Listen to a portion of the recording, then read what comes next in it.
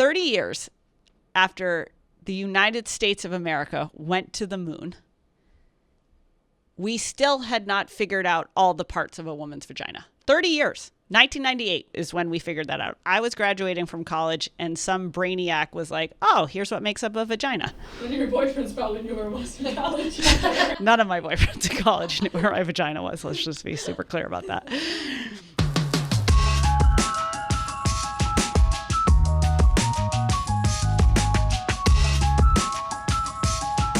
It is Thursday, August 26th. Today is Women's Equality Day. Shout out women, just as good as men. Everybody knows it. Let's go. This is the Token CEO podcast. We are presented by Sports Research. Sports Research is the company. If you are a woman and you want to be at your best, you want to go out there and kick ass, you want to be fit, you want to feel trim, you want to go punch people, whatever it is you want to do to celebrate your equality or the pursuit of equality, because everybody knows women still only make a fraction of what men do, but we're working on it. If you want to upset that imbalance and you care about getting there through physical wellness, Sports Research is for you. They've got Sweet Sweat. They've got a whole bunch of products. They've got an at-home workout kit. Everyone knows I love the collagen. So they've got all sorts of stuff. If you go to sportsresearch.com and use code Erika, you can get 25% off your order. So that's sportsresearch.com, code Erika, 25% off your order. Go celebrate Women's Equality Day by buying yourself something that will make you stronger. So here's what we're going to do today. It is an exciting day, Women's Equality Day. Let's go. Love it. In celebration, we're doing 4 things. We always do 4 things, but we'll just say it's in celebration. We're doing headlines. We have a Q&A. We've got 2 fabulous interviews with 2 women who I am fired up about. And then, as always, we talk about adulting. Starting us off with the headlines. The first one is that in a recent survey by Deloitte, they found that the dorm decor business is a $3.1 billion industry. Note to anyone on the Barstool merch team, I've been trying to get us to sell sheets or dorm things for years now. We never seem to do it. But anyways, if you're wondering why it's a $3.1 billion business, it's probably because of all those girls from the University of Alabama last week. But it's shocking. It's a big business. It's here. College kids have gone back, and you can be celebrating all those trips to Target and Walmart and wherever else to get a bunch of products made in China and to contribute to the global economy. So that's the first one. Welcome back to school. The second headline is TikTok is back in trouble with the law. This time, TikTok has riled people up because they are collecting biometric identifiers, which is essentially to say they know what you look like and how your voice sounds. So what is TikTok doing? They are collecting your face and your voice. I was oddly watching this documentary yesterday. Side note, I'm very into pirate documentaries, but this wasn't. This one was about espionage. And what it was saying is that the Chinese have created a drone that looks so much like a bird that when they fly it, other birds fly with this drone. What this drone is designed to do is to surveil Chinese citizens. So basically, they've got birds flying all around China. They're actually drones. Other birds think they're birds, and they're gathering information on Chinese citizens. TikTok's just playing the same game, where TikTok is going to use all those lovely little TikToks that the University of Alabama sorority girls are posting, and they are capturing information on its users' faces and their voices. They're also reticent to share what they're going to do with this data. The reason this has come to life is TikTok recently changed its privacy policy, which, let's face it, nobody reads. And in that privacy policy, it says that TikTok, the company, will be allowed to automatically connect biometric data, including certain physical and behavioral characteristics, from video content posted by its users. 2 senators have asked TikTok to explain what constitutes a face print and a voice print, and what this means in their policy. And they were given till yesterday to be able to respond. So we'll see how TikTok does. Speaking of evil technology companies, Apple has a pay equity gap. Apple's one of those companies that's always out there and they're like, we're better than Google. Our employees don't hate us. Or we're better than Facebook. Not everybody's railing against that robot, Mark Zuckerberg. What's happening at Apple is that there has been an informal survey coming from the inside of Apple, which shows a 6% pay gap between the salaries of men and women. This is disappointing in general. It's especially disappointing on Women's Equality Day. And it's triply disappointing because Apple makes a whole big statement of paying people of all genders the same when they engage in similar work with comparable experience and performance. Employees took this informal survey. 2,000 of them responded. Cher Scarlett. What an awesome name is Cher Scarlett. That woman should have been in porn or something. Nope, she's in data science. Love it. Go Cher. Cher Scarlett said that she found that there were far fewer women, far fewer non-binary and non-white people in senior positions at Apple, which contributed to the pay gap. Employees are now calling on Apple to conduct a third-party investigation into salary data. This is very common for companies. We do this at the WWE. Every year we look at a benchmarking survey on how WWE is paying its people, what gender gaps look like, et cetera, et cetera. So this is a fairly normal practice. What's very interesting, though, here is that Cher Scarlett, God bless her, she started her own survey on Apple's pay gap after Apple itself shut down previous attempts at employees gathering pay data. I kind of get this. Like if somebody here, if Allie decides she wants to go collect everybody's pay data, I'd be like, fuck, you are going to collect everybody's pay data. But good for Cher Scarlett, probably propelled by her name and a great brain. She got 2,000 people to share their survey data, and now she says that there's something far bigger afoot at Apple. Apple employees have taken to Twitter and have created the hashtag Apple2, TOO. They've added that to their Twitter accounts to force a conversation with Apple on the pay-wage gap. Our next headline comes from the Wall Street Journal, and it says, this is so weird from the Wall Street Journal, to be honest with you. The Wall Street Journal is offering its opinion on the biggest mistake that bosses will make when returning to the office. Obviously, work has changed a lot during the pandemic. People have been working from home. All the bosses thought that people would just fuck around all the time. All the employees are like, I don't live anymore. I only work. One of the biggest things that's coming out of the pandemic is that people can be more efficient when they're not commuting. That goes without saying. People can be more efficient when they don't just gossip around with people at work. And people are way, way, way more burnt out by technology. So what the Wall Street Journal says people should do is that when employees return to the office, managers should not treat workers like children. I love that. I totally agree.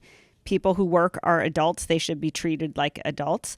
Don't reinforce tech exhaustion. So don't schedule back-to-back Zooms. I'm a back-to-back person, so I would personally ignore that piece of advice. But I do think there is such thing as Zoom burnout. When I have someone who actually just wants to talk on the phone, I cannot be more elated. You know why? Because I can do something else while I talk to them. Don't rebuild the work-life wall. I thought this one was interesting, and what the article says is that managers should be wary of distant professionalism and make sure to acknowledge coworkers' fears around the pandemic.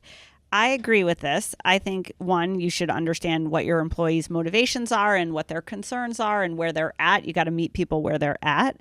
The phrase distant professionalism is interesting. Obviously, I think the workplace is becoming more familial, and obviously working at home blends your work and family into one place. I 100% agree that people should be heard about their concerns related to the pandemic. I also think, frankly, that people need to understand that businesses still need to run in order for people to get paid. So it's a little bit of balance on both sides. And then finally, the mind-bending advice, don't refuse to experiment. So that seems to me to go without saying. I wonder how the Wall Street Journal experiments. I would say not much. Anyways, as it relates to management, they say that don't have a mindset that doesn't anticipate a lot of trial and error. Accept that it will take time to learn how to navigate the new normal, and doing this will help employees return to work happily in the coming weeks and months. All right, last one from our friends at Facebook is Instagram is getting rid of the swipe up. I think this sucks. I love a swipe up. Swipe up is a term that was coined from Instagram. It's a behavior. It's the way that creators or personalities or podcasters or Instagram stars, it's the way they get their audience to come see them directly. Swipe up to listen to the podcast. Swipe up to go to my store. Swipe up to view my website. Swiping up is the way that you left Instagram. Naturally, Instagram doesn't want you leaving Instagram. So what are they saying? They're saying no more swipe ups. If you are a creator building your brand on Instagram, you need to be aware that they are going to do everything in their power to take a cut of your revenue and to keep your audience on their platform for as long as humanly possible. What's happening right now is they're creating stickers. So you will not be able to swipe up to go to your podcast or your website or your store. Now you will have to use something called stickers. You probably click on it. I have no idea how this is going to work. So the net on this is RIP swipe up, and nice try to all the creators trying to use Instagram to get people to convert. I actually find more and more people I talk to trying to get conversion out of TikTok and Snapchat, and seeing growth from TikTok and Snapchat. I think precisely because you can grow faster, at least on TikTok, I don't know about Snapchat, and you can convert people to other places better. Let's just talk a little bit about ad results media. Ad results media may have nothing to do with your sexuality or being a celebrity or being a phenom on the internet, but what they do understand is talented people, and what they create are healthy relationships between brands and content creators. Ad Results Media has industry-leading analytics tool to help brands uncover and apply winning strategies. They will not mess with your existing agency relationships. If you are an advertiser and you want to get into podcasts, they are a great partner for you. We work with Ad Results Media. They've been a fantastic partner of Barstool Sports. They also work with everybody else on the internet. So if you are looking to advertise in a podcast, I can think of no better place to look than Ad Results Media. Go to adresultsmedia.com/token. That's adresultsmedia.com/token, and you can be part of the story.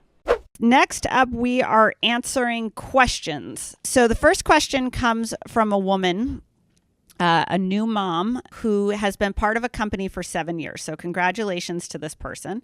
She says that she was a key player in the company's growth. She also was on maternity leave when the company was acquired. So there was a new management regime, and she was out of the office when the new management got there. She also notably was the first person at the company to have a baby. So that's a big deal. Shows the size of your company, shows the age of your company. Also is kind of a harbinger that the company may not be equipped to on how to deal with someone having a baby. I remember our first baby at Barstool Sports, and I was like, oh boy, we got to get ready to deal with babies. We're in the baby phase. Anyways, on the last day of leave, this person was informed that she was no longer allowed to work from home. The new CEO thinks that all employees should be in the office to collaborate, even though our entire exec level and senior management team are all remote employees. Okay, I believe in in-office collaboration. I don't really love hypocrisy, so we've got both going on at this company. This woman lives 2 hours from the office, so she's commuting quite a bit. She also came back to work and realized that the lactation room was total bullshit, didn't have an outlet, just had a chair and a trash can. So clearly whoever set up that room did not have boobs and has never lactated. So long story short, this person is feeling unsupported, uninspired, unmotivated, and stressed. And she wants advice on how does she proceed. Here's my 2 cents on this one. 1, congratulations on being the first person at your company to have a baby. Congratulations on making it 7 years at a company. Congratulations on trying to have it all and to balance having a baby and a career. It's fucking hard. So you got to give yourself a lot of credit, a big hug, and a pat on the back for even attempting it. The second is you kind of sound like a victim. This entry was like many, many, many paragraphs long, and it's all about complaints. You clearly don't like the exec team. The lactation room is clearly a joke. You don't like having to commute. You want more accommodation. So you sound like a complainer.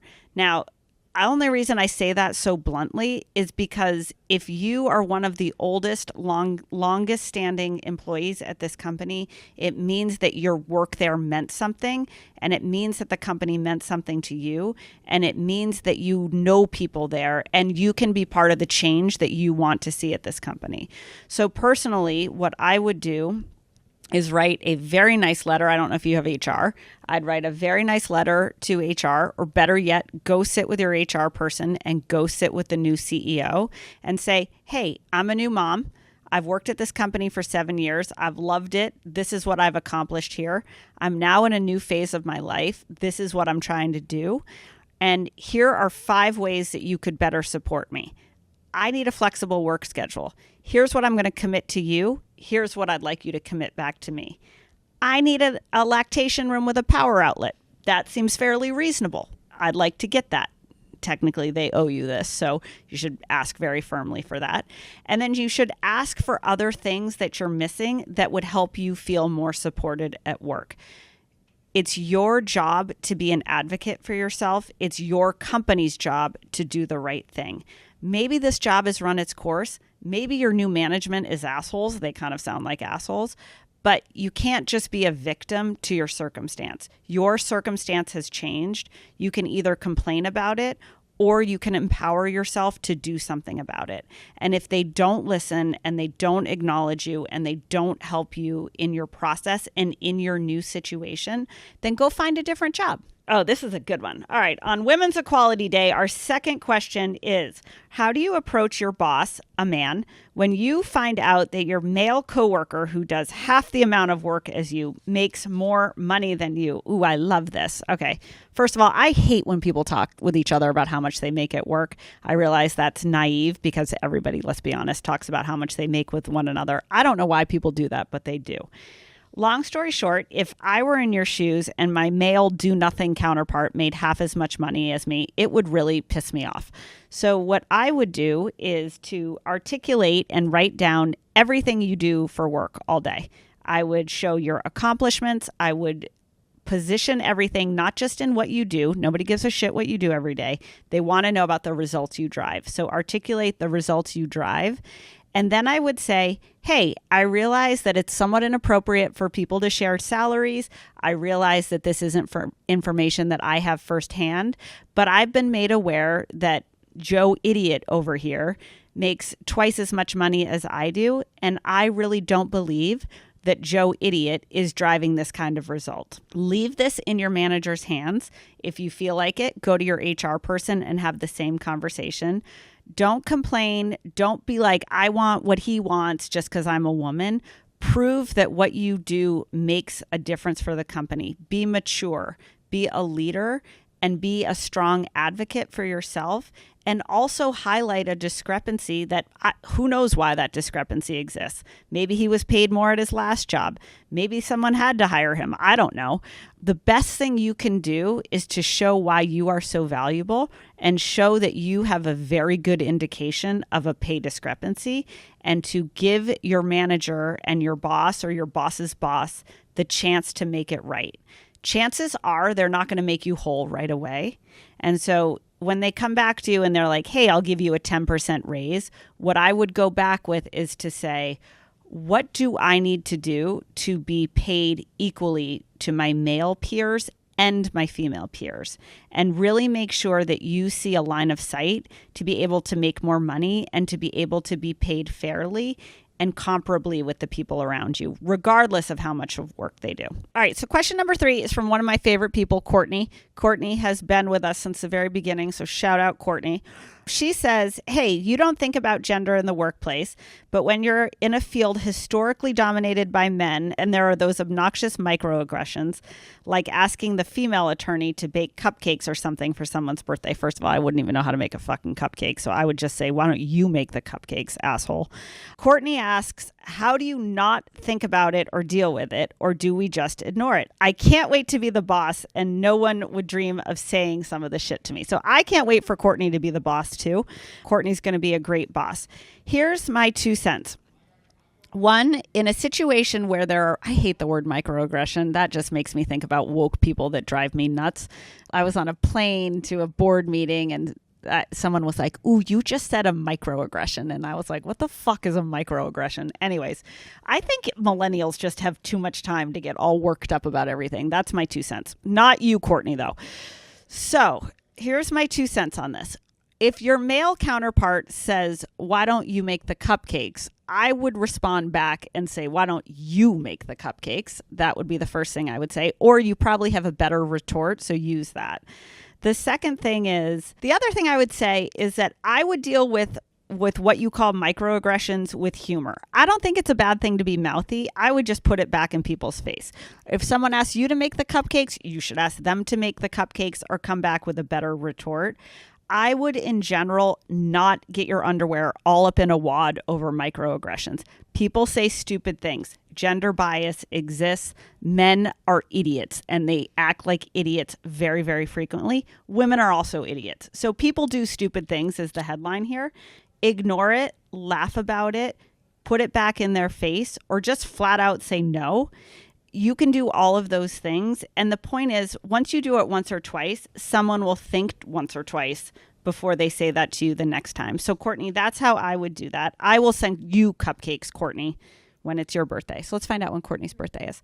Last one is, what do you recommend is acceptable for a woman to wear on an interview? First of all, it depends where you're interviewing. If you're interviewing at a law firm like Courtney, you're probably wearing a suit. You're probably wearing like polyester matching something.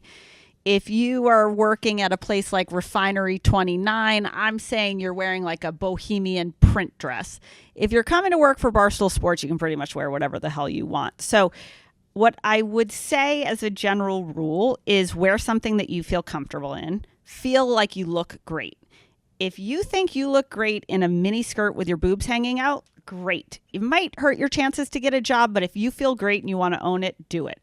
If you feel best in a suit, wear that. If you want to wear a dress and look super conservative and buttoned up, wear that.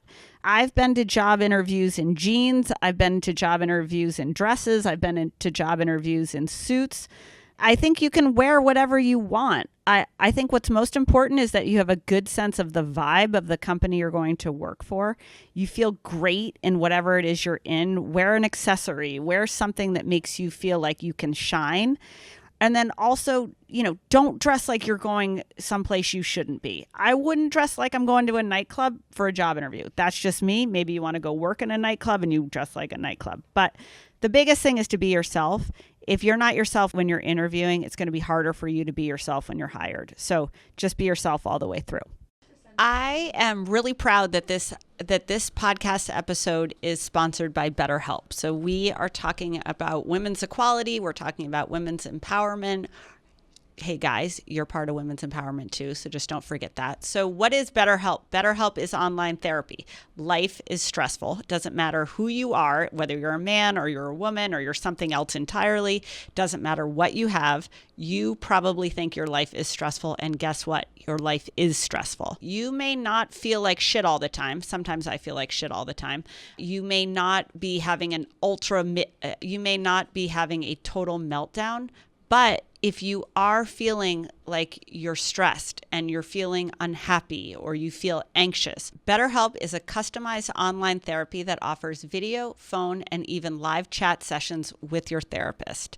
What's great about BetterHelp is that they're much more affordable than in-person therapy, and you can start communicating with your therapist in under 48 hours. You should see if BetterHelp is for you. If you go to betterhelp.com, that's BetterHelp.com/token, you can get 10% off your first month. It's the Lora and Julia show here on Token today. Here's why I'm excited about Lora and Julia. I've been thinking a lot about Women's Equality Day. I will be a titch critical in that I feel every 7 days there's some type of E word around Women's Egalitarian Day, Women's Equality Day, Women's blah, blah, blah day. Like, we're always celebrating something. I think that's part of the awareness of women becoming stronger in the workplace and stronger in society at large. And I am all for that. I also was really thinking about these two women because what I love about them is that they defy stereotypes and they defy the standards. So we talk a lot on this show about industry standard and why the industry standard sucks. And these are two women who looked the industry standard in the eye and they said, fuck that, we're not doing it. A guy gets angry in a meeting, he's a pistol. A woman, she's emotional. If I say anything like, I don't think that's hung high enough, they say, ooh, careful, don't make Charlotte cry. What does he think I'm going to do? Get my period and ruin his empire? And I love that. That really speaks to me. The other thing that I've really been thinking about is that when women do things that they are not supposed to do, they are branded as scandalous. They're branded as sluts. They're branded as sinful. They're branded as having something wrong with them. I've seen it in my career. I've seen it in my personal life. These women have seen it in their career. They've seen it in their personal life. I've seen it in other women in both places. And I think one of the really hard things about being a woman and being equal is that when you try to step out of the box that everybody else has put you in, you're shamed for it. That's harsh. Yeah, I am harsh. I'm also demanding, stubborn, self-sufficient, and always right. In bed, at the office, and everywhere else. And what I love about what Lora has done is Lora took the idea of female pleasure and she used science and technology to help empower women by understanding how they can find pleasure. I think the whole notion of a woman finding pleasure is frankly scandalous. Like, I talk to the women on this episode. Nobody wants to talk to me about orgasms. I don't, to be frank, want to talk to them about their orgasms either. But nobody, the notion of female pleasure makes people uncomfortable. I think the whole premise of Julia is that she, at the age of 40, after having a secret career that her husband didn't know about, left a fundamental cult to go live the life she always wanted to and be the person she wanted to be. She dressed different. She acted different. She did different things. And she started all of that at 40. One of the things I find on this podcast, which makes me so sad, is that when women write in with advice, the 20-somethings feel like they have no choices. They feel like everything is predetermined for them. They feel like they've already been put into a box. And the biggest message that I can have today is you can be whoever you want to be and whatever the fuck you want to be.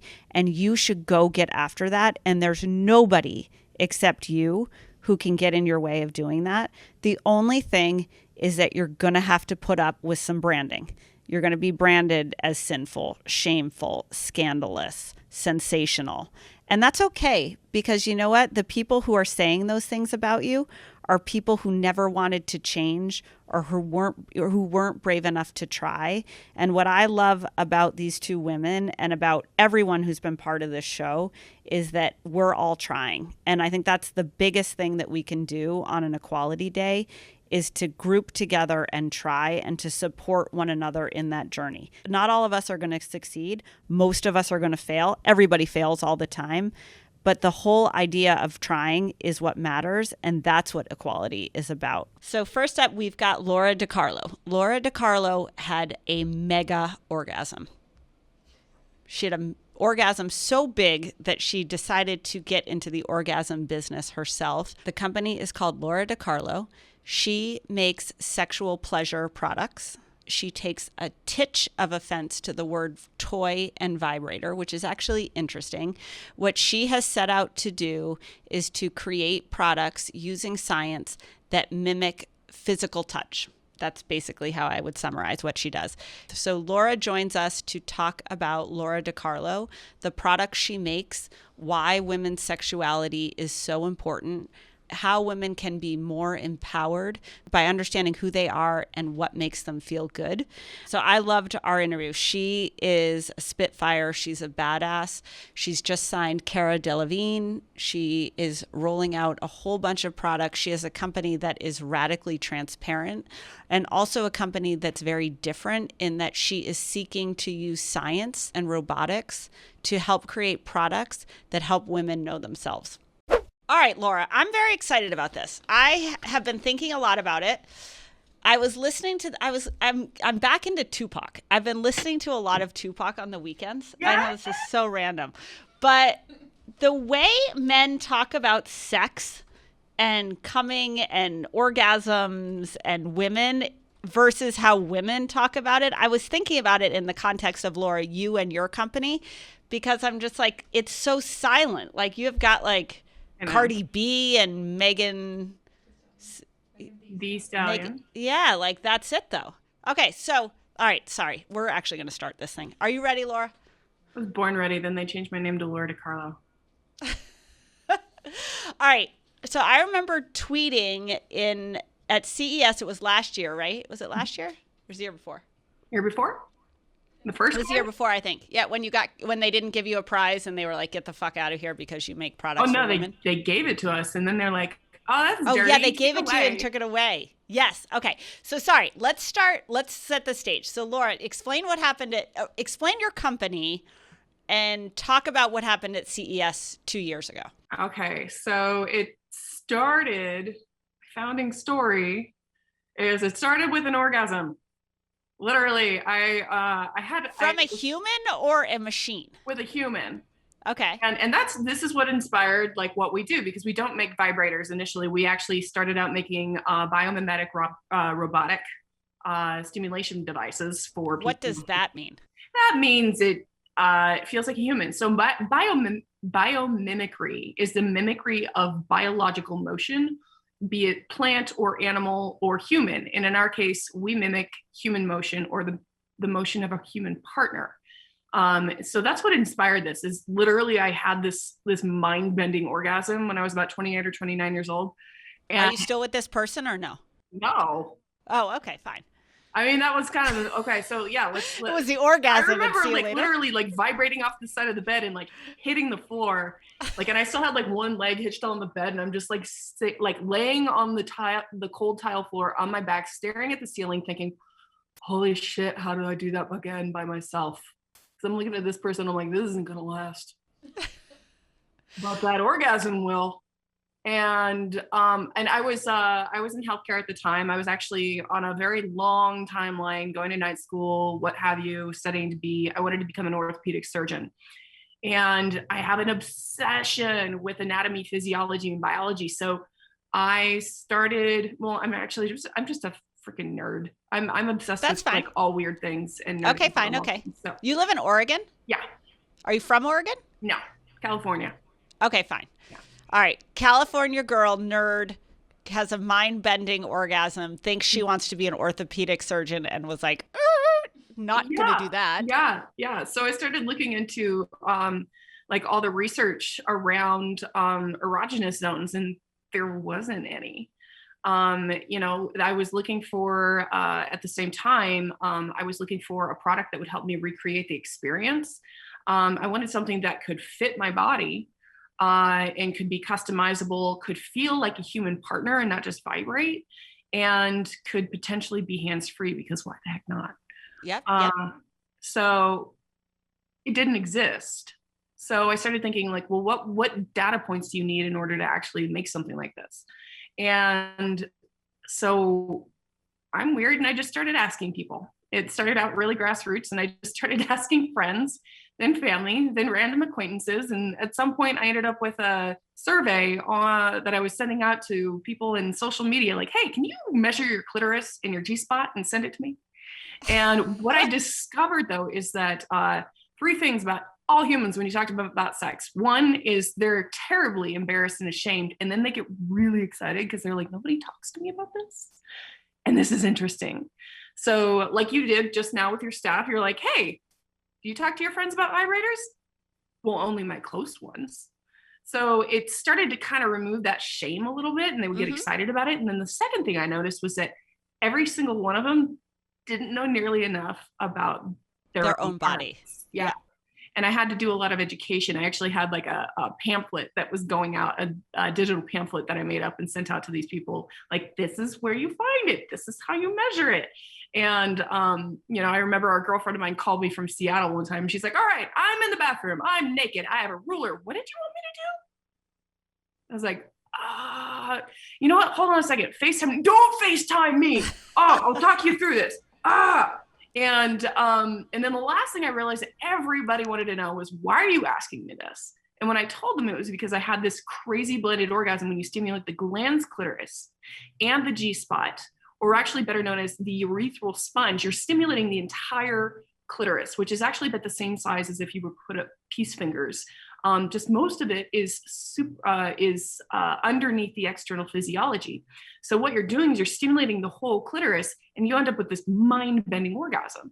And so when I told them, every single person I talked to, and I talked to probably over 200 people in the span of like 2.5, 3 years, every single one of them was like, are you making a thing? Is it going to be a thing? Can I have it? Can I get it? Sign up somewhere? Where is it? When can I get it? Can I have it now? Sorry, Lora, what are you doing by day while this is all happening? I was actually, I actually started, I had left healthcare because I decided I did want to be an entrepreneur, but I wanted to work as the assistant to a CEO for a different company to learn more. And I realized shortly within the span of time, I could do this. Of course. And so within about 5 or 6 months later, you know, my friend is asking me, just show me how it works. Show me your pitch deck. And I was so frustrated with myself because I felt like I couldn't do it. I grab this whiteboard and I prop it up against the wall, and I start drawing what it looks like, what the physiology looks like, what, you know, how it changes, what a product could potentially look like to solve these issues, and how that could change, and what kind of innovation would go into it.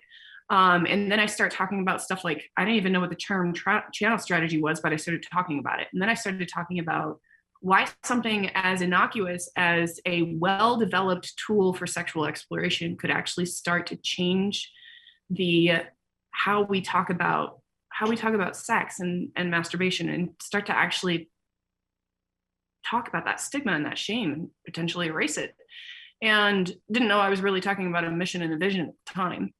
And so I look up from my whiteboard and I was like, what are you smiling at? Because I was so frustrated with myself, because I felt like I didn't know what I was doing. And they were smiling and they said, because that was a pitch deck. And I said, well, shit, I guess we're forming a company. And I founded the company 2 weeks later. And that is when we went to Oregon State University. So I end up at Oregon State University. They happen to be the top 4 robotics graduate program in the country. And I sit down with a Dr. John Parmigiani, and he ended up becoming our chief investigator for the project. But at the time, he just kind of looked at me like, oh, okay, what did you have in mind? And I'd been totally clandestine. Well, John, the project was, and I was like, so I had this crazy orgasm a couple years ago, and I want to make a robot that helps people recreate the experience. And he just like bleach white, and then he started turning bright red, just flushing. Of course. Of course. And I was like, but I have this, and I hand him this like sheet with like 52 functional engineering requirements that I'd drawn up, and he got really excited. So we ended up kicking off this industry-funded research program with my seed money. And we ended up with a prototype, 5 patents, and proof of concept within about 8-9 months. And that's what we took to CES. We took that product and we applied for an honorary innovation award in robotics for the 2019 Consumer Electronics Show, and we got it. And I lost my shit. Our whole team was freaking out. I mean, it was like a mostly femme and queer-facing team of engineers making sex tech. Yep. Oh my God, they're taking us seriously. And so about a month later, after I'd started raising money so that we could afford to go to the show, so I could afford to have, you know, a single marketing person and maybe some PR people. Yep. they flag us, and the administrators are like, wait, that's an adult company. Why did they get an award? And the judges are like, well, because it's really innovative. And they're like, no, that's dirty. It's obscene and profane. And they sent us a letter and they said, we're taking it away. And I said, hold the phone. Y'all know how gender biased your show is. Y'all didn't have a single female keynote speaker in 2017 or 2018. This is a show with almost 180,000 attendees and 5,000 vendors. Not one. Not only that, but they had booth babes at every single show for the last 30 years, and they had sex tech at the show. They had VR porn for men. You could actually walk up, put on a headset, and watch porn on the show floor. So we took issue with that.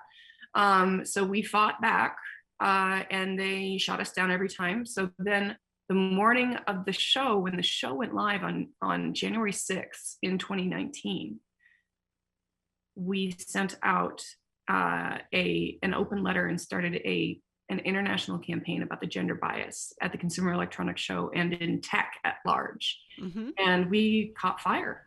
Yep, I remember this. Yeah, it was intense. I went from being a dork in the lab and tinkering around with my engineers to being a almost full-time motivational speaker internationally, and finding myself on stages like Forbes and South by Southwest and TechCrunch Disrupt, and a little terrified, but really invigorated. And I think at the time when you're in the middle of it, you don't realize the kind of impact that you're making. But in hindsight, like, that's a once in a lifetime kind of opportunity. Oh, completely. Is that your dog? Yes, it is. What's its name? Enzo.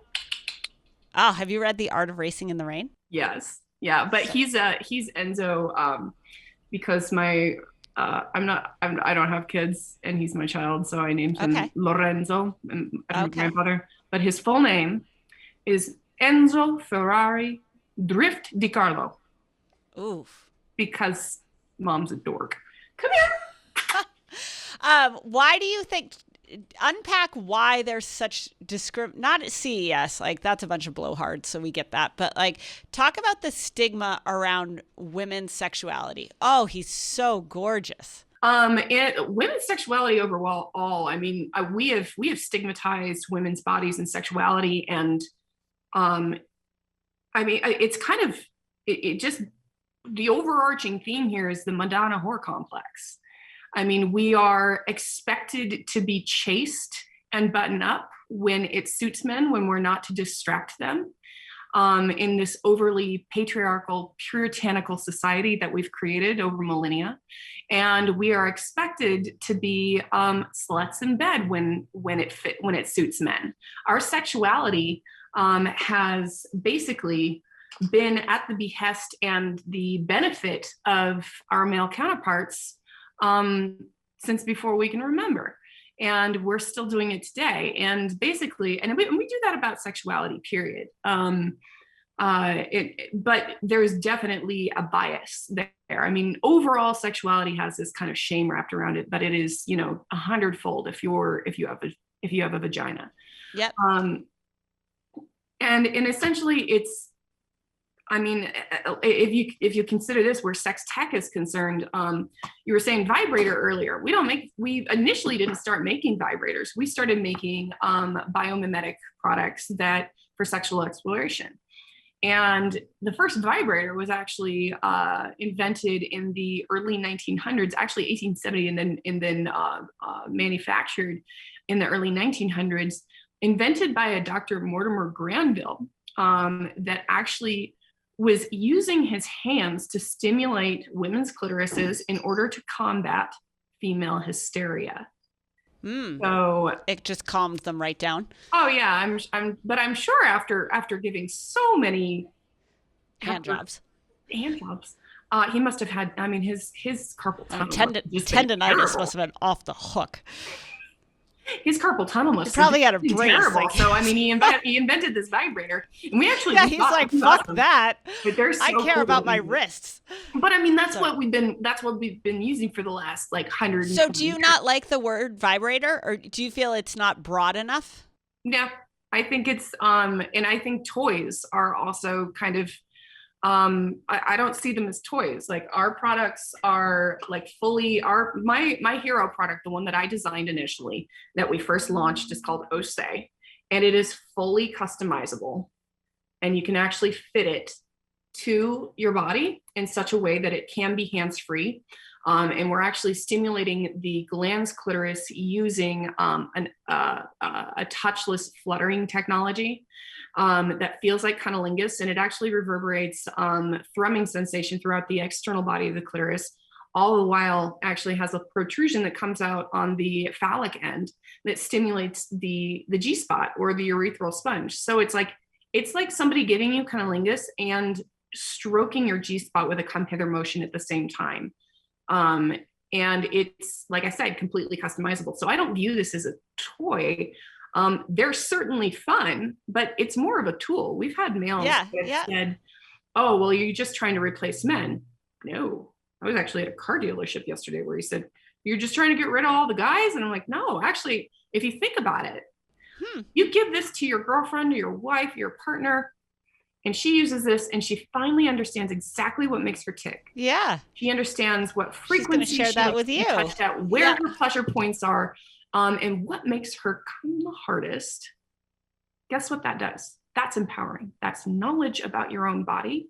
And if she knows more about her own body, she can then turn around and communicate that to you. That increases communication between partners, makes you a better lover, and it brings you closer together. So funny, though, that's the question. Oh, yeah. Like that it would replace men. Yeah. That's so insecure.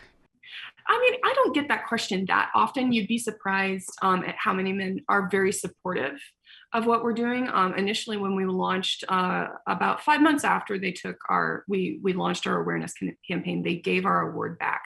They actually reached out to me and said, hey, can we talk? And I said, well, yeah, sure. And I realized they were going to give our award back, but I said, hey, we have the opportunity to do something even better. And they apologized thoroughly, actually talked to the president of the CTA, Gary Shapiro himself. And he was like, we made a big mistake.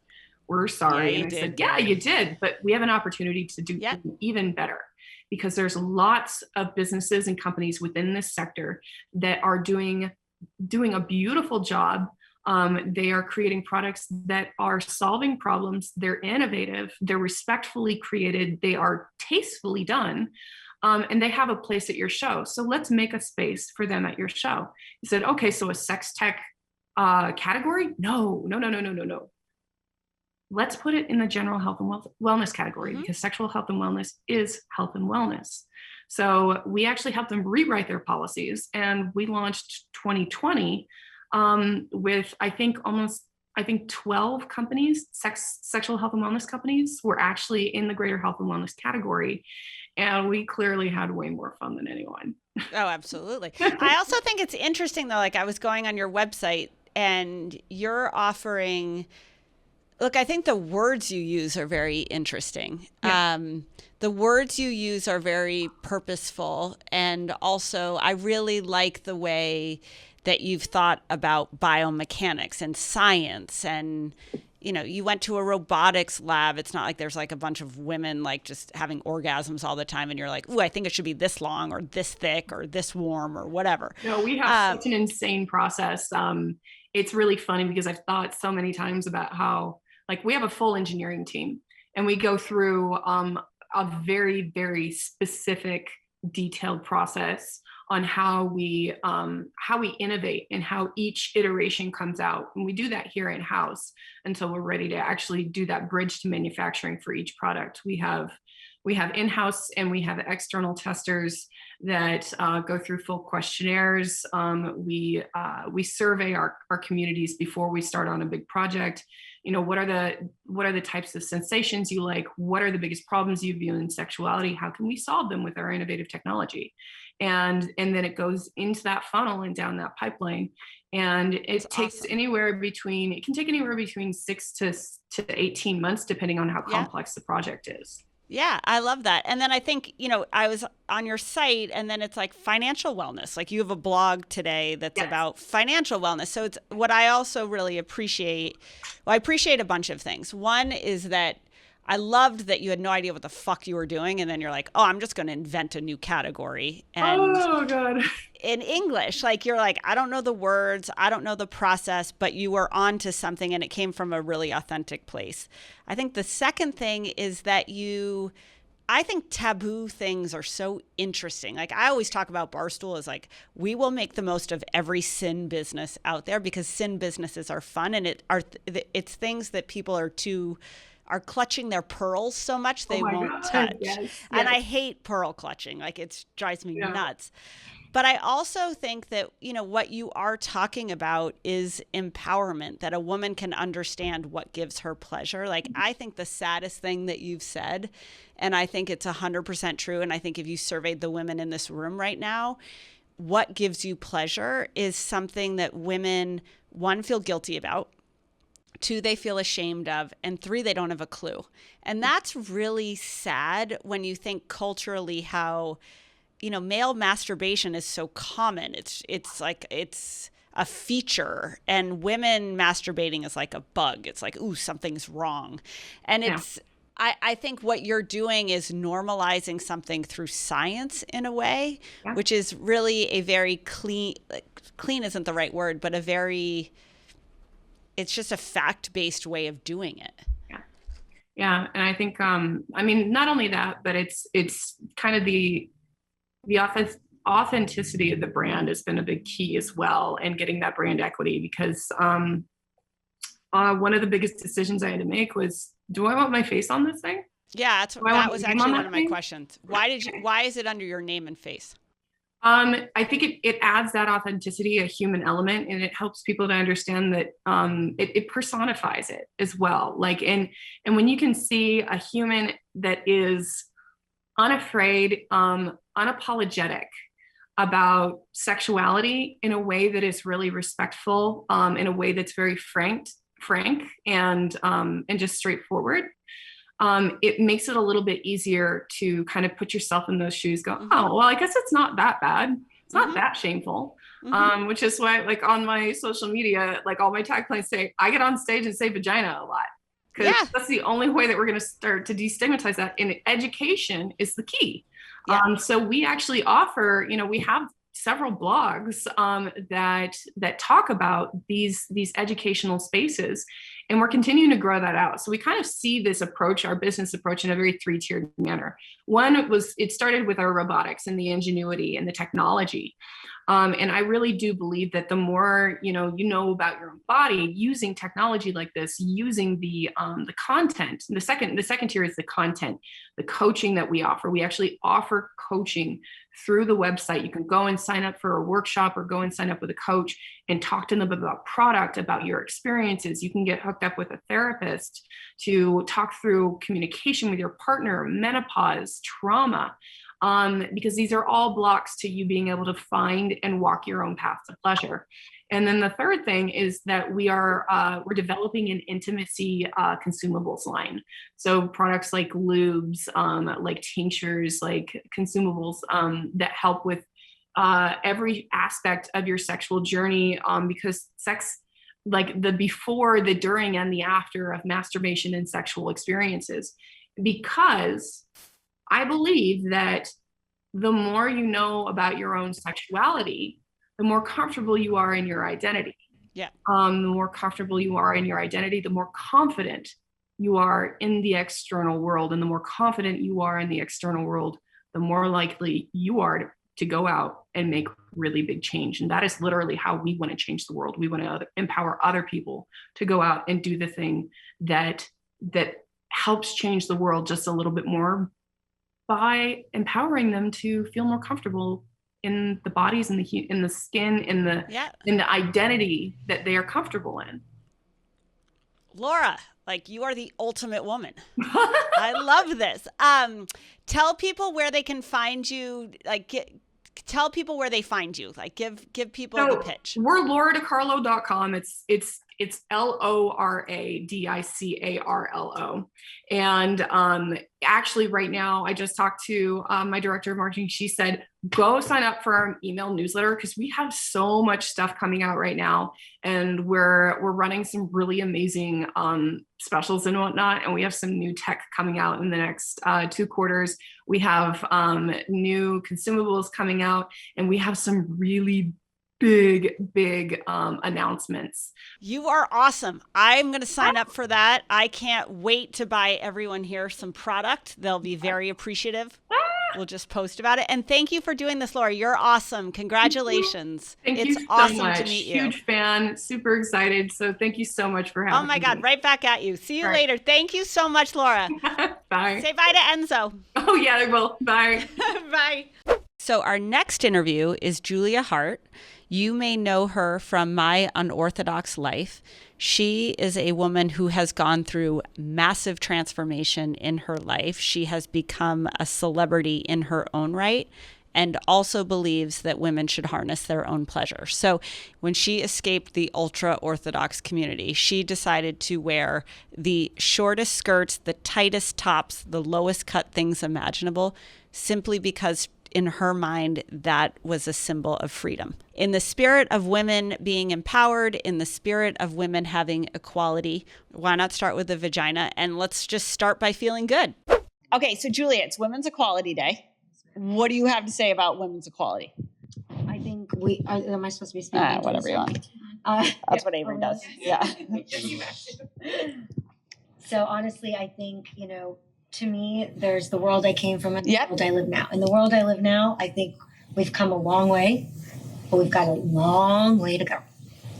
I think about simple things like adjectives. When you think about the adjectives that women are constantly being described with. If she's successful, she's bad ass bitch. Now we've made that our own, right? But those aren't exactly complimentary statements. When a man is successful, you're not calling him a bad asshole, right? You're saying, oh, successful man, very, power, da, da, da, da. You don't say those things to women. And then there's what is expected of us. Well, behave, be polite, wait your turn. Why are you making so much noise? Do the right thing. Do the right thing. Come on, behave. And I think the word that is most used with women that drives me crazy is appropriate. This isn't appropriate.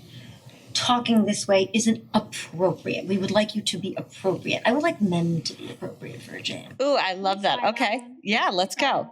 And also, the last thing I'm going to say is, in the world that I come from, all the modesty laws are because women are responsible for men not sinning. Right? That's the concept. Oh, it's your job that he doesn't. Exactly. Okay. So you're not allowed to sing because a man might hear your voice and find that attractive. You're not allowed to dance because a man might see you dance and find that attractive. You're not allowed to run because your knees might show and the man will find that attractive. So basically your life has to be this big so a man doesn't have to learn how to control himself. And you would think that doesn't exist in this world. But even with the Me Too era, you've got people saying, well, let women cover themselves up. Big statement should be, women's bodies not responsible for men's thoughts. I totally agree with that. One of the things that you said right after, so I want to talk about your whole experience, but we could be here for like 16 hours. But literally, we get some pizza. Well, Dave serve us pizza. Yeah, we're there. You're in the right place for a long conversation. But one of the things you talked about was how you deliberately made a choice to dress as scantily as possible. You made that you ripped off all of that disguise, the wigs. I never knew about the wigs. That was very eye-opening to me. And the long clothing and the conservative look. Like, tell me about that process. Your entire life, you're told that your job, your purpose in life is the same across the board if you're a woman. So by definition, the minute you're born, your entire future is already laid out for you. It's predestined. It's predestined. And that is because you only matter as an addendum to a man. What do I mean by that? If you're a good woman, it means you're modest, right? You don't attract male attention. You are in the background, in the home, supporting the man who will be great. Okay, great. There's no personal greatness, your personal You're in service. in service to your husband, in service to your children. And in the very Orthodox community, a woman cannot divorce a man. So you had said a man can divorce a woman for really any fucking reason he wants. If he doesn't like her, in the Talmud, it says if he doesn't like her perfume, he can divorce her. If she burns his cholent, his Shabbos food, he can divorce her. She, on the other hand, he could be beating her senseless. Too bad. Can't divorce her. Still to this day. Still to this day. And then tell me about what is the prayer that says, thank God I'm not a woman? So the concept is that when a person wakes up in the morning, the first thing you're supposed to do is talk to God. That makes sense. First thing all people say is, Moda'ani lefanecha, thank you, God, for giving me life. Beautiful one. Great. Yeah, great. I can get behind that. Yeah, I can get behind that. Yep. Then a man says, Baruch atah Hashem Elokeinu melech haolam shelo asani isha, which means, thank you, God, for not making me a woman. You can imagine how that makes women feel.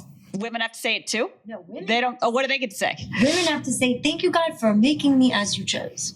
Meaning, I'm not a man, but then the next prayer is, thank you, God, for not making me a slave. So, not a slave, not a man, but not Just a woman. so. Now, do you still pray to God? I do. I certainly don't say that. Yeah, let's not. Yeah. But, I think I consider myself a very spiritual person.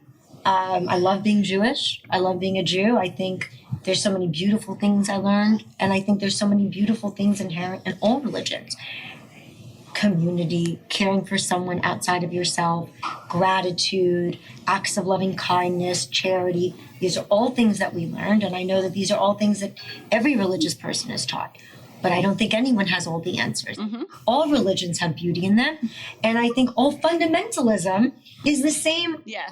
You've said that before. Yep. And that's what it is. And talk a little bit about that. Like, how did you were part of, would you say a sect? Like, you were part of a sect and you were 40 years old when you... 40. Well, I left technically in November of 2012, so I was actually 42. Okay. But I tend to say 43 because I started my company in January. Okay. 3 months later, I became 43. Okay, got it. And what gave you the courage to break out? Like, one of the things... Miriam. Okay. My daughter, Miriam. Okay, tell us why. So when, I was in my mid-30s is when I decided I wanted to leave. It took me 8 years to actually walk out the door. And Miriam is really responsible for that decision 8 years ago and the walking out the door 8 years later. Okay, got it. And the reason is that on the flip side, the first part of just acknowledging that it's not that something is flawed within me, that this system isn't working, that this system is flawed. And that she is the person that made that possible, because my entire life, the dichotomy of the person I actually was, not quiet, not shy. And not appropriate. Not appropriate. And what I was taught was the only path to goodness, the only thing that God wanted for me. That dichotomy. You're never going to reconcile the two. My nature was so adamantly opposite of that. Of what I was Yep. told I had to be. And so I thought that something was innately Sure. me, because everyone around me is happy. Everyone else seems to be fine, listening to their husbands, being in the kitchen, shutting their mouths and doing what they're told. I wanted to learn the Talmud. I wanted to learn the Gemara, and I was told women who learn the Gemara, they commit suicide. Every girl in my community is taught the story of Bruria. It's in the Talmud, who learned the Gemara, and she died. She committed suicide. She couldn't handle it because women's minds cannot manage to handle such deep esoteric. Sure. Just explode. Yeah. Yes. Yep. So when Miriam, my 5-year-old, started asking these questions, why can't I play sports? And my husband would say, well, a man might see you. And she'd be like, well, that doesn't make sense. How is that not his problem? And hearing it from the mouth of a 5-year-old, you could not convince me she was bad. Yeah. They had managed to convince me I was bad. Yep. But I had never said those things out loud. She just thought them on her own, and she gave me permission to do them. And then that's really why I left 8 years later, because, the original plan was to commit suicide. That was the original layout. That's probably the only way out you thought you had. It's the only way out I thought I could. The outside world seemed too impossible. Yeah. And too far away. 300 years in the future. I didn't know anyone. I didn't know how it worked. I knew nothing. It was too big. And so it was just easier to die. Yeah. And so I decided to kill myself by starvation because I thought it would be less of a stigma, and so my kids could still get married, because don't forget, in that world, your options as a woman are good marriage, bad marriage. That's it. Marriage is coming. Good marriage or bad marriage, those are your options. So everything you do as a mother, as a family, is to ensure that your daughter has the best possible shidduch, the best possible match. Mm-hmm. So I just wanted to preclude her from not being able to get a match because her crazy mother committed suicide. Yeah, you didn't want her to have shame or better. And then I saw my daughter Miriam, and I realized that what had been done to me was being done to her. That her innate nature which is vocal and vibrant and strong, they were literally trying to shrink her into that meek, mild, retiring behind the scenes. And I couldn't let them do it. Yep. And that's why I walked out the door. And did she come with you? She sure did. And is she so happy? All my kids are, thank God. Look at all of them. Religious or not religious, they're all not fundamentalist. And that's all I cared about. I think Shabbos is beautiful. You want to keep kosher and Shabbos? Amazing. My son goes to a modern Orthodox school where women learn Gemara like the men do. No issues there at all. It's fundamentalism I have an issue with in my community, in any community, any society, nationality, religion that tells women that their purpose on earth is to serve men. Yeah, you're like, that's bullshit. And bull fucking shit. Yep. Okay, I love that. Then you open your world to Netflix. Okay, so we've been watching you on Netflix. How did that? Not how did it come about, but you came from something so closed. You yourself were closed. Your family was closed. Your world was closed. And now you're like, high heels are click-clacking all over Netflix. So like, how does that feel? Like, tell about that journey. So, I've learned in the last 8 years that my fear tends to drive me. Yeah. The more I'm afraid of something, the more I attack it. Yeah, that's right. That's what I tend to do. Don't you think what you're most afraid of always is what happens to you? Generally. And it's a good thing. And that's a good thing. Yeah, I agree. That's how you figure out what it is you're capable of. Right. If you're never going to try something new and never feel that feeling of like fear, like what the fuck am I getting myself into? You won't accomplish it. Yeah. Yep. So I knew that it was going to be difficult. And, people don't realize this about me. I'm actually a very private person. If you go back through my in Instagram over the last X amount of years, you don't see me partying much. Yeah. I love to work. Yeah. Yep. So to be out there, to tell the world my story, it scared me shitless. Of course. To be honest. And as much as the show did, the book is going to be even more crazy, because the book, I tell everything, warts and all. I don't leave anything out. And it's going to be... Did you read your own book? Like, were you able to read it? Obviously you wrote it, but like... of course, I've had to read it 800 times. Yeah. And move it from... And it's called Brazen, right? It's called Brazen. Yeah, it's called Brazen, which is basically a big no-no in my community. Yeah, yeah. You're modest. Yeah. Brazen is the diametric... I love the word brazen, though, don't you? I do. I'm proud to. I agree. I love that word. I think inappropriate is also a great word. I want to be inappropriate. Yeah, same. My whole life. That word rules your life. Yeah. Talking out loud isn't appropriate. Learning Talmud isn't appropriate. Disagreeing with your husband isn't appropriate. My whole life was inappropriate. Yep. Everything about me was... You were born inappropriate. Born inappropriate. Brazen inappropriate. Brazen inappropriate. That's what we should title this episode. Okay. A new podcast. Yeah. Inappropriate. I agree. And what does your mother say about you today? My mother hasn't spoken to me since I left. Yeah. And how do you feel about that? It's not great. Yeah. I'll be honest. I miss my family. Yeah. I keep on sending messages. Yeah. Do someone will answer me? Yeah. Yeah, that's right.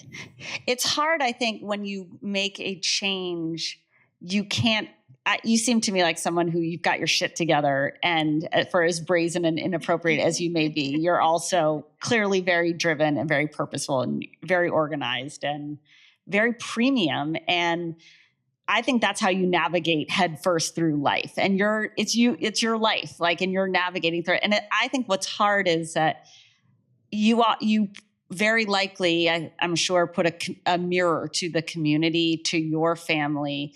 Your mother, I'm sure if you came from your mother, probably has a lot of the same feelings that you do that she buried at some point along the line. So it's interesting, actually. My mother did not grow up religious. She's one of the most brilliant women I've ever met. She had 2 PhDs, one in mathematics and one in philosophy, and she chose a world where women aren't supposed to be educated. For love, or why? Well, she came from communist Russia. Okay. Very ardent, fervent communists. And when they became disillusioned with communism, their whole life they've been brought up to live for an ism. Mm-hmm. So they went searching. They just wanted a new ism. They Yep. wanted another ism, and they found Judaism. Yep.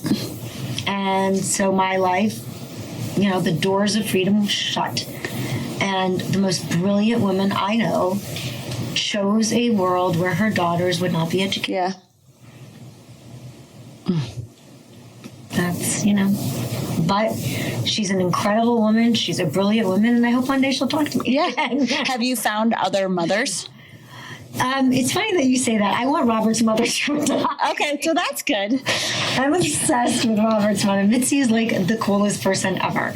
She's so open. She's so non-judgmental. She's so warm and vivacious and bubbly. And embracing of you. And just embracing of people in general. Yeah, she's awesome. I think that the Netflix show has made you a lot of people's mother, which I like. You're like a big sister, mother, friend, icon-y type of person. There's some people in the company who call me Mama J. Yeah. Okay. That's perfect. So what's next? Will there be another series? So I'm legally not allowed to. Oh, okay. Yes. Understood. That means yes. That means I'm legally not allowed to at this particular moment. And, but the book comes out in March. It's available for pre-order on Amazon and Barnes & Noble. And, it's going to be interesting. It's going to be interesting. What do you think? So what's your advice to young women? Oh, that's a great question. And broad, but I'll tell you what to me are the 3 cornerstones of anyone who wants to change their life or go for something that's, different or starting something new. I would say the first one is stop being proud of what you know and get proud of how you learn. Because as adults, when I came in, if I tell you how many people say, Julia, this is not the way it's done. Julia, I know everything. Julia, listen to me, I'm the expert. I have heard that my entire life. I don't need the expert. Yeah. I will figure it out on my own. I will educate myself. I will study. And you'll do it your own way. And I will do it my own way. Yeah. I think I hate that. I hate that. Yeah. And I think as young people, we become proud of what we study. Yeah, the accomplishment versus the process. And when we become adults, we only become proud of what we already know. Yeah. Forget what you already know.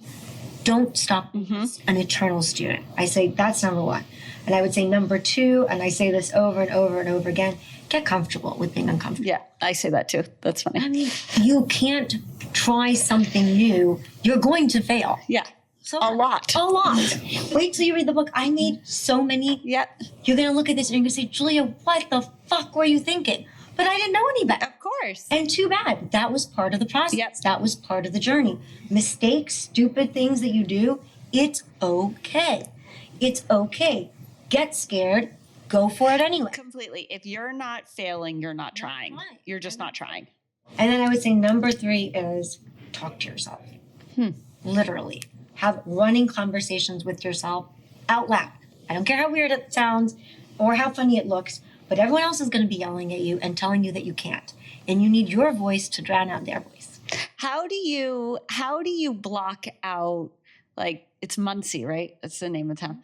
Like, the hate directed your way from Muncie, New Jersey must be fierce. Do you know what I mean? Like, or Muncie, New York, sorry. Feels like a New Jersey town. Like, it should be in New Jersey. But anyways, geography, not my strong suit. But I sometimes, when I get a lot of hate, like, imagine a bubble around me where I'm just like, I have an invisible shield and bubble. But how do you keep yourself from not looking back and having one foot in or being wistful? Honestly, I keep on thinking of the suffragettes, the women who fought for our right to vote. You know what happened to them? They weren't just vilified. They weren't just attacked. They were in prison. They were literally arrested. I know that if I want to be an instrument of change, people are going to hate my guts. Yep. They're going to say horrible things about me. People will attach themselves to me to, make noise because I've got an audience. Yep. I'm gonna try Yep. to use that. If you attack fundamentalism is going to attack back. Yes, that's right. So So bring it. proud of my enemies as I am of my friends. What can I tell you? You're a very noble, serene person. Yet you're not. Do you yell a lot or no? I'm not a yeller. I don't get very angry generally. Yep. Of course, it does happen. I'm human. Yeah. And I get Yeah. Let's Yeah. not pretend that I don't. It just doesn't happen frequently. Yeah. And honestly, I don't have any anger in my heart. Yeah. Because I don't think there are any villains there. I don't. Well, and you're also living your true life. Yeah, and there's You could have been angry 10 years ago. angry. I would have stayed up there, face all scrunched up, and just be one of those miserable, Terrible haircut. terrible hair. Terrible. One of those people who just make everyone else around them miserable because Yeah. they're so unhappy. I could have chosen that. Is that what happens in that community? Well, no, I think there's a lot of very happy people there. I just don't think it's a happiness contest. Because Yes. if you think about the fact that when, the suffragettes were demanding vote, there were many thousands of women who were arguing with them. Yeah, saying you're You're wrong. wrong. Women's place is in the home. Right. That again, it's if you look at history, all people who ask for change get attacked, even by women. But the daughters of those women, they got the right to vote. Yep. And that's what I keep thinking. You want to hate me? That's okay. I'm not going to hate you back. Yeah. I'm still going to love you. I'm still going to care about you. And I'm going to think about how your daughters' lives can be better. Yeah. Because it isn't about happy or unhappy. It isn't about anger or hatred. It's about asking for equality and choice. Yeah. It's like the Miriam principle, which is, it's kind of like the Miriam principle. Let's make it right for them. Let's make it right. And you're not going to stop. That's the other thing I really like about you is you're clearly not going to stop. And you're going to look great doing it. I hope so. So what are your, you look great. What are your, what drives you every day at this point? Right now, I am on a mission. Okay. I have a mission. My mission is, and it's always been, freedom has always been kind of the driving force of everything that I've done, right? It's always been about freedom. And I took over Elite World Group, changed the name. You're the CEO of Elite World. CEO and co-owner. It used to be called Elite Model Management. We changed it to Elite World Group because I wanted to usher in a completely new era. Okay. And by that, the reason I took it over is because with the advent of social media, right? Having a conversation like this, podcasts, Instagram, TikTok. Yeah, you're this isn't just modeling gigs and magazine ads. Exactly. Yep. Isn't about what you look like. Yep. How tall you are, how beautiful you are. Those are all great. Yep. But now we represent deep sea divers and mountain climbers. I don't care if you're walking a runway or climbing a mountain. Yep. Social media, digital, enables you to show people who you are, Completely. not just what you do. Completely. And if we help our talent by giving classes on how to grow in the social media place, by having podcast studios, Sure. editors, Smart. producers and directors, we can help. Yeah, you're in the media business, not necessarily It the is modeling talent business. media. Yeah. That is, we are a talent media conglomerate, and we are slowly transforming ourselves and helping our talent become networks and brands. That gives them longevity in their. Completely. They get to see who they are, not just what they look like. And that, to me, is going to create an army of financially independent women Totally agree. to ask permission. That, to me, is freedom. Yeah, I love that. Okay, that's awesome. Little known fact, I worked at a media company around models in 2003 called Modelinia. Really? Yes, we had this vision. It was with the producers of Project Runway. And we had this vision that fashion could be democratized because fashion could be democratized if it was told through the eyes of personalities. That's beautiful. That's what's it was a titch early, didn't work, but that's exactly what you're doing now, which is amazing. And you're doing it for yourself. That's what I think so interesting about the show too, which is I like how you say that you're private. I'm very private in my core, but this whole world is public, and you're kind of at work at home, and you're coaching your kids and your family about, how do you go after it? How do you get the job? How do you think about your social media? And you're empowering them, and you're empowering, the thing that I love about this era in general is the more mouthy a model is, the better off she'll do. Like, we have another guest on this episode. Okay, so you can get the book you can pre-order the book on Amazon. You can watch the show on Netflix. Yeah. Maybe you can watch another season. Maybe you can't. TBD, confidentiality. And can people follow you on Instagram? At Julia Haart. Okay, great. And do your kids want people to follow them? Yes, it's Batsheva Haart, Miriam Haart, Shlomo Hendler, and Aaron Hendler. Okay, that's great. That's the whole squad. Thank you for doing this. This was so much You fun. are so inspiring. Oh my This God, is thank awesome. So after you've broken out of your cult and you found yourself I would have formerly said sex toy, but now I'm going to say like sophisticated pleasure device, you may just want to have yourself a High Noon. High Noon is hard seltzer. It's made with real vodka, real juice, and sparkling water. They've got their own type of technology, which unleashes incredible flavor. They've got a tropical 8-pack, which is going to round out your summer for you. I personally am a fan of the peach flavor, but you may like pineapple, black cherry, watermelon, grapefruit, or lime. Everything is available in 4-packs. It's only 100 calories. It's gluten-free, and it's no added sugar.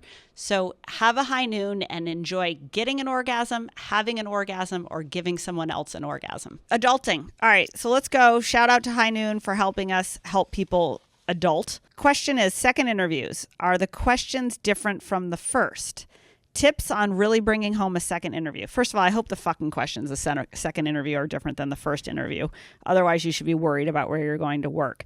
The questions are harder. The questions are more specific. The company you're interviewing with is evaluating you for the job more closely. So you got to do the same thing. You got to do more research. You have to do more prep. You got to study up on who you're interviewing with. You have to learn more about the job. You should take notes from your first interview on what you learned, and you can parrot all that stuff back in your second interview. So I think bringing it home in the second interview is showing interest, showing enthusiasm, showing passion for a job. But then also you should be more informed. Your questions should be harder and tougher, and you should expect harder and tougher questions in return. So an example of this is if someone was coming in here for a second interview, I would very bluntly and specifically ask, what would you do in this job? If you're going into your second interview, I would ask, what are your specific expectations in this role? What does success look like? What does failure look like? What is the most success a person has had in this role, and how did they achieve it? What are the biggest pitfalls the person before me fell into, and how do I avoid those? Your second interview is kind of like a second date. And you're just getting to know the person a whole heck of a lot more. Hell, you may even kiss them. So you want to get more specific. You want to get more informed on who you're talking to and more critical in evaluating if you want to work there. And you need to know that they're going to do the same. And that's it for today's episode. You can find me at EKA Nardini. You can find Token CEO. You can watch our episodes on YouTube. You can find us on TikTok, LinkedIn, and Facebook. You can even call us. So call us at 440-462-1729. We've got a couple things happening around here that you might be interested in. We've got Rough and Rowdy 15 coming to you live from West Virginia on Friday night at 8 p.m. Eastern. We've got Coach Prime, so that's our documentary series brought to you by the great people at Chevy and starring my friend Deion Sanders and the JSU football team. That airs at 7 p.m. on Sunday night, the 29th.